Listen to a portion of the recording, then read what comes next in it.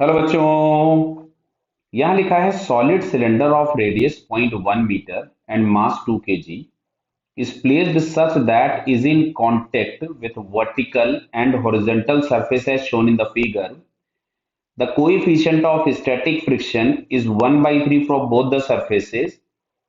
Find the distance d in centimeters from the center of cylinder at which force 40 Newton is applied vertically so that cylinder just starts rotation in anti-clockwise direction.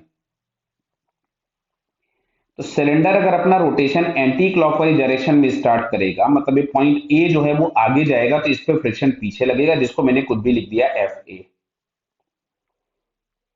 Similarly B नीचे जाएगा तो इस पे एक friction ऊपर लग रहा होगा, जिसको मैंने लिख दिया एफ बी। बराबर है। बाकी और फोर्सेस हम लोग बना लेते हैं। तो यहाँ पे सबसे पहले हम लोगों ने बना दिया एम जी नीचे आ गया,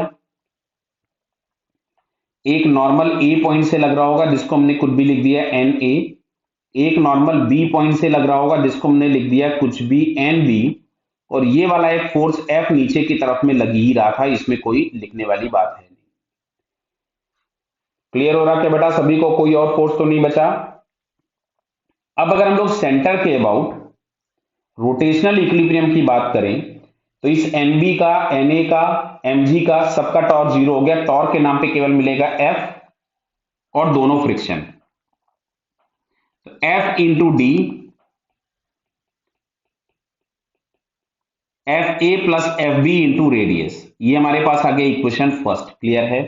चलिए अब अगर हम ट्रांसलेशनल इक्विलिब्रियम की बात करें तो हॉरिजॉन्टल में लगने वाले फोर्स के नाम पे केवल और केवल एक एफ ए है, जो कि बराबर किसके है? एन बी के। और तुमसे बोला है स्टार्ट रोटेटिंग, मतलब जो एफ एस होगा इसको हम एफ एस मैक्सिमम लिख दें, तो हो गया म्यू टाइम्स एन ए बराबर एन इंटू बी। ये हमारे पास आ गया इक्वेशन नंबर 2। क्लियर बेटा? क्योंकि जो भी फ्रिक्शन लग रहे थे उसको हम मैक्सिमम लिख देंगे। अब अगर हम वर्टिकल वाले फोर्सेस की बात करें तो वर्टिकल में एक लग रहा है एफ बी प्लस लग रहा है N A is equals to small M G plus F. Clear है? एम जी प्लस एफ लग रहा है। अच्छा, इसको भी मैं लिख देता हूं म्यू टाइम्स एन बी, क्योंकि मैक्सिमम लिखना है हमको N A M G plus F. तो एफ देखो दिया है 40 और मास ऑफ द सिलेंडर दिया था 2 kg। ध्यान से देखिए 2 kg। तो क्या मैं इसको 60 लिख दूं? 20 प्लस 40 60 हो जाएगा। चलिए आगे आते हैं। अब एक काम करते हैं, इस एनबी की वैल्यू इक्वेशन नंबर 2 से उठा के यहां पुट कर देते हैं। क्लियर है? तो म्यू और एनबी की जगह मिलेगा mu n A plus n A is equals to 60।